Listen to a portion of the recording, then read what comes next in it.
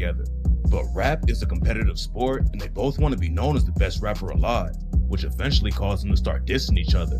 From making classic records and fighting Diddy together, to all the sneak disses and Cole's onstage apology, this is a full breakdown of the Kendrick vs. J. Cole beef. Kendrick and Cole have been homies for years.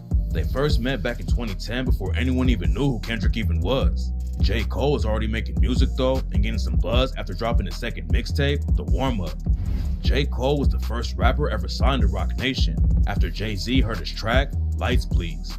From there, Cole was able to get a feature on Jay-Z's song, A Star Is Born from the Blueprint 3, and also did guest verses for other big artists like Wale, B.O.B., and Talib Kweli. By 2010, J. Cole was already popping in the rap game and landed a spot on the XXL freshman list with other future legends like Nipsey Hussle, Wiz Khalifa, Big Sean, Freddie Gibbs, and J-Rock. J-Rock was signed to Top Dog Entertainment, the label that discovered Kendrick Lamar. Kendrick had already dropped mixtapes like No Sleep Till NYC with J-Rock and C4, which built him a buzz in LA, but he wasn't famous yet on the mainstream level. Kendrick went with J-Rock to the XXL freshman list video shoot, which is the first time he met J. Cole. But Cole didn't even remember meeting Kendrick because at the time, Kendrick was just another dude in J-Rock's crew. It wasn't until a few months later that J. Cole realized Kendrick had something special. J. Cole was cool with a group from LA called U&I. U&I had an album release party and invited Cole to come through. During the party, U&I were on stage freestyling when they invited a local rapper to come up and spit a verse. As soon as the kids started rapping, J. Cole was blown away and knew he was about to be a star. After he got off stage, Cole went up to the dude and told him how impressed he was by the performance. The dude who was rapping was Kendrick, and he reminded Cole that they already met at the XXL freshman cover shoot. J. Cole didn't remember meeting Kendrick, but he definitely remembered his name after that. Later in the night, Kendrick emailed Cole 2 songs to check out, Pussy and Patron and Cut You Off. J. Cole later admitted that he was so impressed by Kendrick's music that he wanted to sign him. But at the time, Cole didn't have his business right and Kendrick was already with TDE, so J. Cole wasn't able to make it happen, which may have been where the tension first started. But it didn't take long for him to hit the studio.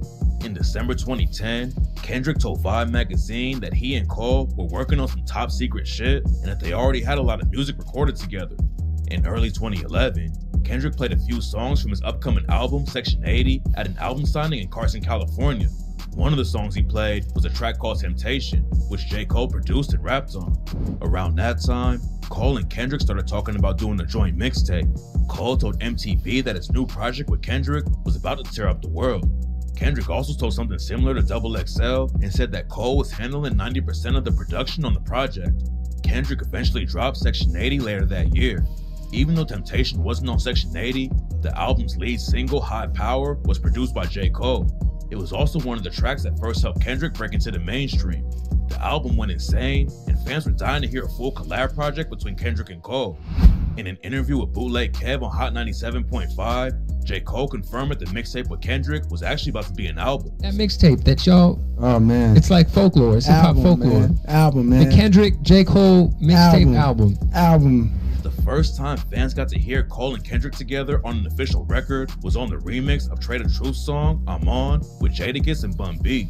The same year, they also hopped on DJ Khaled's song, They Ready, which also featured Big Crit. In October 2012, Kendrick took his career to a whole new level after he dropped his second album, Good Kid, Mad City, which fans were already calling an instant classic. In an interview with the LA Leakers, Kendrick confirmed that he still had an album on the way with J. Cole, but said that they didn't have a release date. Kendrick kept building hype for the album and teased fans with the track, The Jig Is Up, which was produced by J. Cole. Then, in 2013, J. Cole dropped his second album, Born Sinner, which had a guest appearance from Kendrick on the song Forbidden Fruit. But it wasn't a full verse, just a hook. But even though they were both on the track together, J. Cole still made it clear that he thinks he's the one and only king. On the track, Cole raps, Cole is the king, most definite. My little black book, thicker than the Old Testament. Later in the song, he also said, put a price on my head, won't make me run. Try to kill me, but it can't be done. Cause my words gon' live forever. You put 2 and 2 together, Cole here forever. Maybe Kendrick saw that as a challenge, cause a few weeks. Ain't gonna lie, bro be spinning bars though. I ain't gonna lie to you. He be spinning bars. Weeks later, he dropped his infamous Control verse, where he took shots at everyone in rap, including J. Cole. On the Big Sean track Control, Kendrick raps, "I'm usually homeboys with the same niggas I'm rhyming with, but this is hip hop, and them niggas should know what time it is." And that goes for Jermaine Cole, Big Crit, Wale, Pusha T, Meek Mills, ASAP Rocky, Drake, Big Sean, Jay Electron, Tyler, Mac Miller. I got love for you all, but I'm trying to murder you niggas. Trying to make sure your core fans never heard of you niggas. They don't want to hear not one more. And this is how black people do it, man. That's how we do it. 30 years, but we still love you. I don't know, but that's how we do it. Now no verb from you niggas. Kendrick directly name dropped a lot of hot rappers, but the first person on his mind was J. Cole, and it didn't take long for Cole to clap back. J. Cole responded to Kendrick on a remix of Justin Timberlake's song TKO with ASAP Rocky and Pusha T and raps, "Thought you was a down ass bitch till I found that shit a couple days ago. I was home alone. Next thing I know, that long ass verse from a song called Control was on." J. Cole's telling a story about dating a girl and thinking she believes in him, only to find out she's secretly bumping a diss record about him. J. Cole continues rapping, "The room got nearer, the tune got clearer. That's when I seen the shit playing on your phone. Girl, what is that? A ringtone? Shit, not you too. Man, that hype and got you too. Everybody and their mama gassed. Even my mama asked what I'ma do." In that line, Cole is referencing all the hype around the Control verse and admitting that everyone's been asking him how he's gonna respond, including his own mom. So when he found out his girl was listening to the record, Cole felt disrespected. On the next bar, he took a shot at Kendrick and raps, "Decisions, decisions. In case this is war, then I load up on all ammunition. If a nigga want problems, my trigger's on auto. I'll make sure that nobody miss him." This is a response to Kendrick's diss on Control when he promised to make Cole and all the other rappers' fans forget all about him. So Cole is letting Kendrick know that if he really wants a rap battle, he's always ready. But even though they traded a few shots back and forth, Kendrick and Cole were still cool behind the scenes. In an interview with Big Boy on Power 106, Kendrick said that his relationship with Cole never changed after the Control verse drops, and he still had mad respect for J. Cole as an artist. Same place, it's all love from the moment I did the verse to after the verse. You know what I mean? I think hip hop is a sport, so you're gonna have these little spits and spats.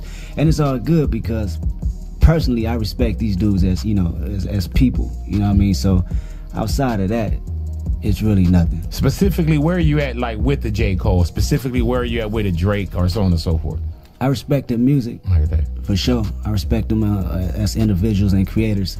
But hip-hop is a competition, so he has to let the world know who's the best. Plus, not long after the Control verse dropped, J. Cole supposedly got into a fight with P. Diddy defending Kendrick.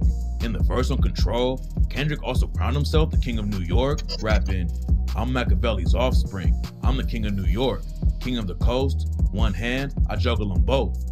Diddy was supposedly upset that Kendrick was claiming to be the king of New York when he was from LA. According to rumors, they were all at an after party for the VMAs, and Diddy tried to pour a drink on Kendrick's head. But J. Cole jumped in to defend Kendrick and got into a fight with Diddy. The rumor had been going around for years, even though both sides tried to downplay what happened.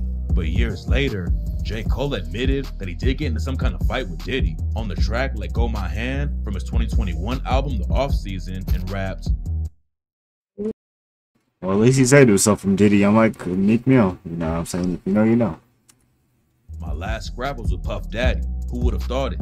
I bought that nigga album in 7th grade and played it so much, you would have thought my favorite rapper was Puff." So the details about what happened that night at the VMAs are pretty unclear, but it sounds like Cole did step in and defend Kendrick, even after Kendrick dissed him on the same song that Diddy was mad about. Over the next few years, Kendrick and Cole kept on teasing a collab project, but 2014 was a major year for both of them, so the collab album kept getting pushed back. J. Cole dropped 2014 Forest Hills Drive, and Kendrick dropped To Pimp a Butterfly. Both projects were massive hits and turned them both into two of the biggest rappers in the game. Even though they still had a good relationship, J. Cole took a few light shots at Kendrick on his album. On the track January 28th, Cole raps, "Or you might be Drizzy Drake or Kendrick Lamar, but check your birthday, nigga, you ain't the god. Nah, you ain't the god. Nigga, Cole the god." J. Cole was giving Drake and Kendrick their props for being great artists, but still reminding them that he's number one. On the song GOMD, Cole also had a less obvious bar aimed at Kendrick where he raps, fuck the rest, I'm the best nigga out. When I'm back home, I'm the best in the South. When I'm in LA, I'm the best in the West. You can test, I'ma stretch niggas out. This could be a response to Kendrick's line on Control about being the best on both the East. Little sus right there, my boy J. Cole. Little sus right there. And West Coast. There's only a few rappers who could claim to be the best on the West Coast at that time, and Kendrick was definitely one of them. On the track Fire Squad, J. Cole also let the world know that he's the best rapper in the game, rapping, "While the people debate who's the king of this rap game, here comes Lil old Jermaine, with every ounce of strength in his veins, to snatch the crown from whoever y'all think has it."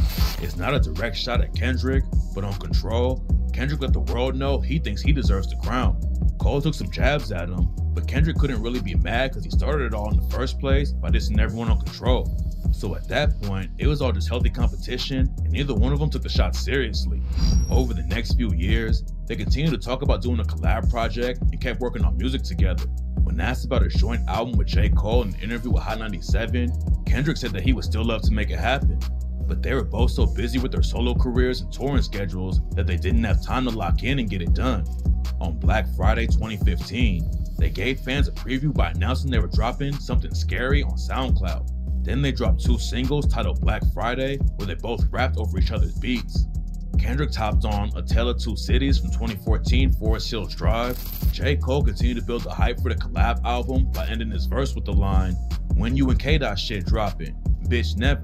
They can't handle 2 black niggas this clever. But this February, that shit gets scary when I fuck around and drop." So fans were convinced the album was already recorded and about to drop.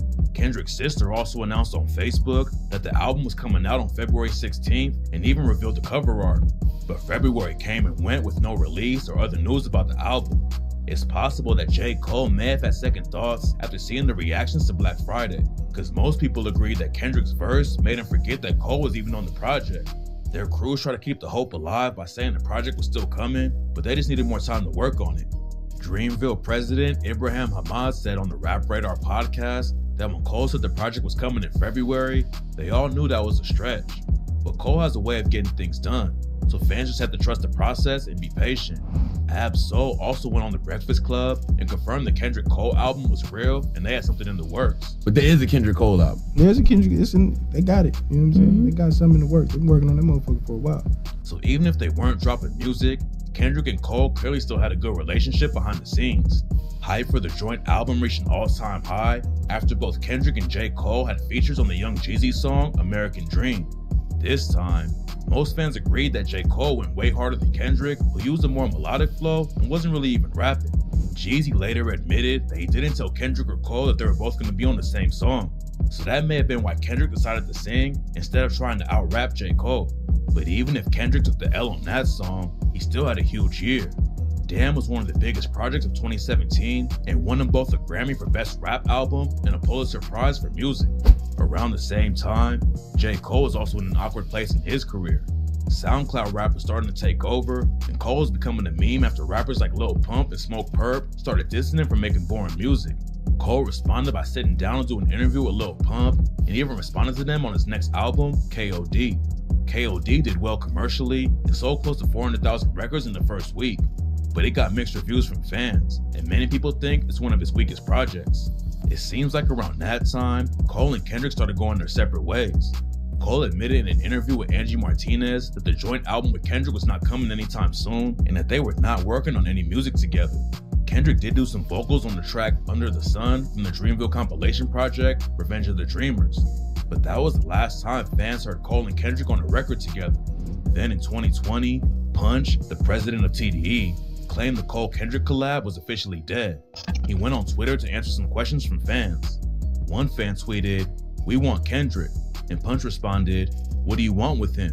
The fan responded, "I want to put Lamar on a 3-track EP with J. Cole because the world is going through a lot and that alone would make the world so happy. Please make it happen." Punch tweeted back, "That's never going to happen." Another fan asked if they were planning to release more than an EP, and Punch said, 0 tracks, not happening. By that point, it had been about 8 years since Cole and Kendrick started talking about the project, and all fans had gotten was a few remixes and guest verses. So the chances that the project would ever actually come out seem pretty unlikely, and there hasn't been much talk about it since. Plus, after dropping Damn, Kendrick basically disappeared from rap for about 5 years. He did work on the Black Panther soundtrack, but took a long time off before dropping his next album. With Kendrick gone, that left a major opening for someone to take his place in rap, and J. Cole was up for the challenge. J. Cole went on a major run from 2018 to 2022, doing guest verses for everyone from 21 Savage to Travis Scott and Young Thug to YG. He also dropped his 6th album, The Off Season, which a lot of fans thought was his best project since 2014, Forest Hills Drive. J. Cole clearly heard all the hate he was getting online and decided he needed to step up his game. So with Kendrick not dropping music, Cole was able to get away with claiming to be the #1 in rap without being challenged. Fans were even convinced that Cole was taking shots at Kendrick on The Off Season. On the track, Hunger on Hillside, J. Cole raps, "This shit gon' get hard, keep your head strong. If I quit now, then I'm dead wrong. Fighting off this hunger for hours, big stepper nigga, don't get stepped on."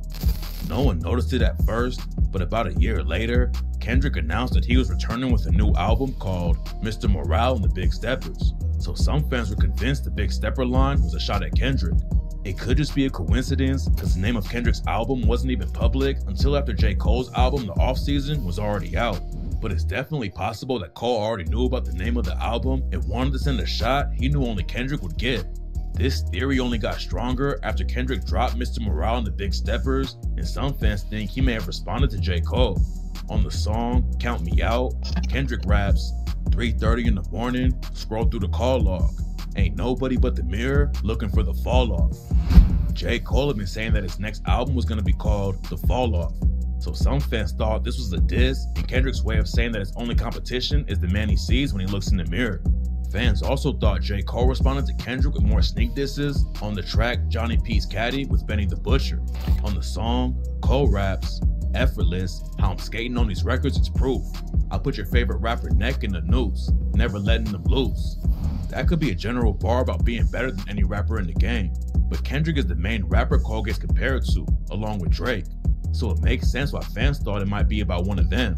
Later in the verse, Cole also raps, "Some see the glass is empty, I see a glass full of ether, collecting his bread and mass like he a Catholic preacher." The ether bar could be a reference to Nas's classic Jay-Z diss track, but the Catholic preacher line is the reason fans think it's about Kendrick. In the video for the song Humble, Kendrick dressed up like a Catholic preacher, so this could be J. Cole's way of saying that he's always down for a rap battle with Kendrick. Cole also called himself the best rapper alive in the same verse and raps, "Eureka, Einstein on the brink of the theory of relativity. Really, no MC equal, feel me? Cole pen be lethal, crib like an old MTV show. On God, the best rapper alive. Headshot, now go and ask the best rappers that died. They'll tell you he never lied." The verse is full of references to religion, so the Catholic preacher line being about Kendrick might be a stretch, but Cole is letting everyone know he still thought he was running the game. Cole also may have taken another shot at Kendrick on the track The Secret Recipe with Lil Yachty. On the song, Cole raps, "Niggas fake progressive and woke. I started saying less. I had to stop it. Peeps how they profit off of racial stress. Some activists got so rich, they probably wish we stay oppressed. Studio steppers moving extra on songs, faking rep." Kendrick is well known for rapping about social issues in his music, so it seemed like Cole was calling him out for using a woke message to sell records, but not actually doing anything to help the community. The line about studio steppers could be another reference to Mr. Morale and the Big Steppers, and a shot at Kendrick for pretending to be woke on records, but not backing it up in real life. Later on the song, Cole raps, "Only breaking bad in the lab, thought y'all was making meth. Niggas making threats and I laugh, that's cause you ain't a threat." Once again, J. Cole was claiming to be the best rapper in the game and was saying he doesn't see anyone as competition, including Kendrick. J. Cole would then take his most direct shot at Kendrick later in 2023 by name dropping him on a song with Kendrick's biggest rival, Drake. Drake and Kendrick have been quietly beefing for over 10 years. It all started after Kendrick dropped the Control verse and Drake started dissing him in interviews. Drake said that he felt like the Control verse was overhyped and that Kendrick only did it for shock value. Drake also responded to Kendrick on his next album, and ever since then they've been sending shots back and forth. They've been with someone for over 10 years is crazy, bro. I could never do nothing like that. That's just me, though. J. Cole links up with Drake for the song First Person Shooter, where he calls himself, Drake, and Kendrick the big three in rap. But Cole also takes credit for being the greatest. On the track, Cole raps, I'm naming the album The Fall Off. It's pretty ironic cause it ain't no fall off for me. Still in this bitch getting bigger. They're waiting on the kid to come drop like a father to be. Love when they argue the hardest MC. Is it K-Dot, is it Aubrey, or me? We the big three like we started a league. But right now, I feel like Muhammad Ali. Muhammad Ali is known for being the greatest boxer of all time. So even though Cole gives Drake and Kendrick their flowers, J. Cole also admits that he thinks he's the best. Later on the verse, Cole also raps about his new friendship with Drake and took another shot at Kendrick, rapping, the Spider-Man meme is me looking at Drake. It's like we recruited your homies to be demon deacons. We got them attending your wake. Hate how the game got away from the bars, man. This shit like a prison escape. Everybody steppers? Well, fuck it. Then everybody breakfast, and I'm about to clear up my plate. Back in the day, it was Kendrick and Cole who were super tight. But now that it seems like they fell out, Cole decided to team up with Drake, Kendrick's biggest op in the industry. In the video for the track, J. Cole and Drake even recreate the Spider-Man meme to show how similar they are. Cole also went a step further by taking a shot at Kendrick by referencing his album, Mr. Morale and the Big Steppers, while claiming everybody is breakfast or that he'll eat any other rappers in the beef. If that wasn't enough to get Kendrick to respond, J. Cole had another diss for him on a bonus track from Drake's album For All the Dogs, Scary Hours. On the track Evil Ways, Cole raps, razor to his face and he ain't need a shave. I stay out of beef, see niggas DNA get rearranged.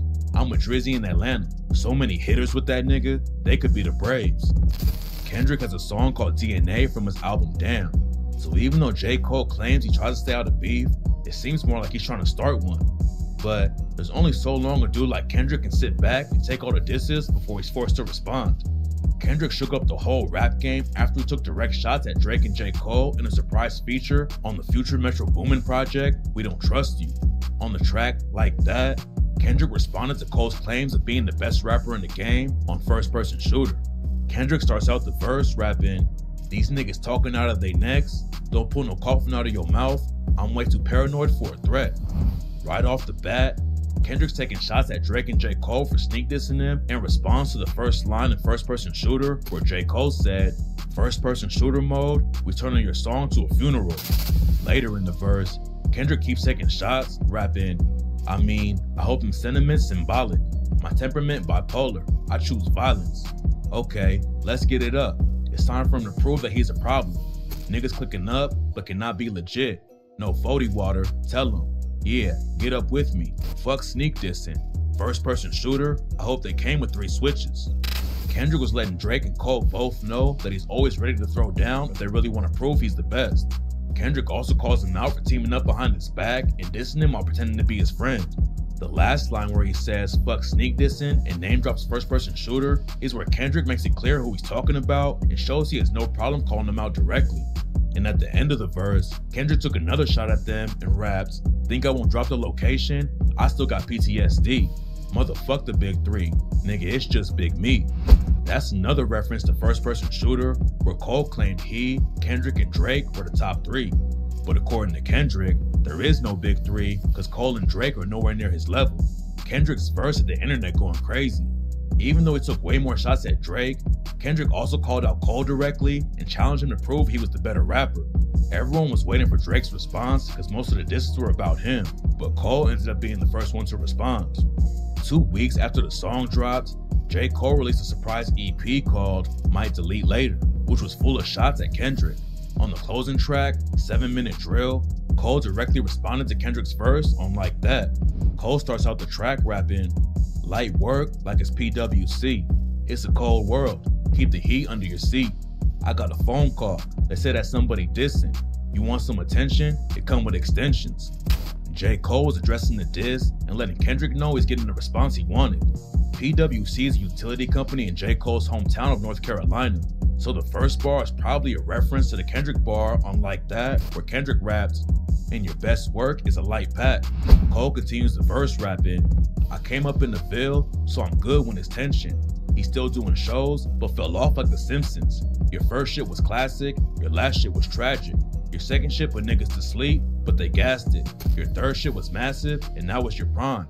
I was trailing right behind, and I just now hit mine. Now I'm front of the line with a comfortable lead. J. Cole starts trashing Kendrick's career by claiming his new music sucks, even though he's still selling out shows.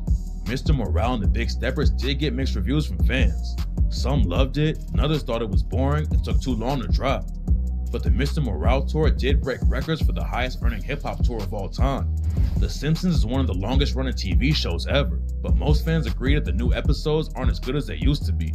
So J. Cole is saying Kendrick may still do shows, but the quality of his music has fallen off compared to his prime. J. Cole then claimed that Mr. Morale was trash compared to a classic like Good Kid, Mad City. He also trashes To Pimp a Butterfly and said it put fans to sleep, even though it was popular even with critics. Cole admits that Damn was a huge album and helped Kendrick take the lead over him, but Cole says that was Kendrick's peak, and since then, it's been all downhill for Kendrick, while Cole is only getting better. J. Cole keeps on going, rapping, "Boy, I got here off of bars, not no controversy. Funny thing about it, bitch, I don't even want the prestige. Fuck the Grammys, cause some crackers ain't never done nothing for me." Basically here he's calling out Kendrick for dissing other rappers for clout like he did on Control, and now I'm like that. Cole also says that all of Kendrick's Grammys and other awards don't mean anything to him because they don't really represent who's the biggest in hip hop. Cole ends the first verse rapping, "He averaging one hard verse like every 30 months or something. If he wasn't dissing, then we wouldn't be discussing him. Lord, don't make me have to smoke this nigga cause I fuck with him. But push come to shove, on this mic, I will humble him. I'm Nino with this thing. This that New Jack City me. Yeah, I'm aiming at G Money, crying tears before I bust at him."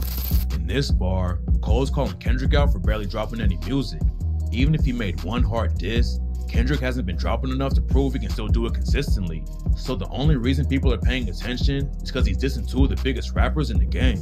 J. Cole also admits that he still has love for Kendrick, but he'll humble him if he has to, which is a reference to Kendrick's hit song, Humble. He closes it out by referencing a meme of the character Nino Brown from the movie New Jack City shooting his friend G Money with tears in his eyes. J. Cole had more bars for Kendrick on the second verse, but it was mostly just clever wordplay, not direct shots. Although he did flip Jay-Z's classic Nas diss track, The Takeover, rapping, "4 albums in 12 years, nigga I can divide. Shit, if this is what you want, I'm indulging in violence." But even though Cole responded, he still made it clear that he didn't want to diss Kendrick. Cole admitted that he still considers Kendrick a friend and respects him as an artist, and made it impossible for Cole not to respond. In J. Cole's defense, Like That was more aimed at Drake than him, and Kendrick did keep it strictly about the music and didn't take personal shots. At the same time, 7 Minute Drill was supposed to be a diss track, so some fans felt like J. Cole was being soft for admitting he still liked Kendrick as a person and didn't want to attack him. The track got pretty mixed reviews. Some fans thought it was petty and didn't have the same energy as Like That. But at least Cole responded with the record while Drake was busy posting IG captions, so he got some respect for that. But then, J. Cole quickly lost any respect he had earned after he did something that's never been done before in a rap beef and apologized to Kendrick for dissing him in front of the entire world.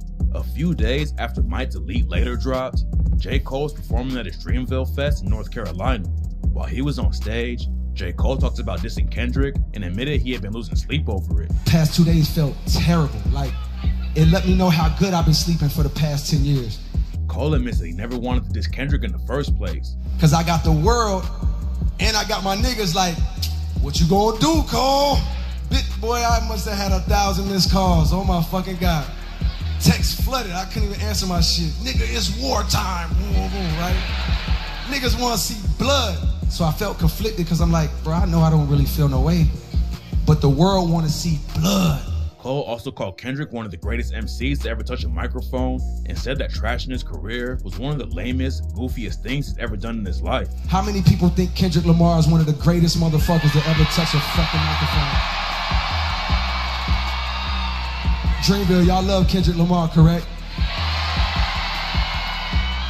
As do I.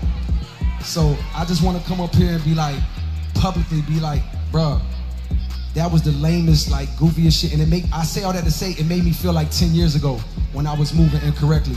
And I pray that God align me back up on my purpose and on my path. Fans were shocked that Cole would fold that easily. Some people gave him props for speaking how he really felt and admitting they didn't want to diss his friend.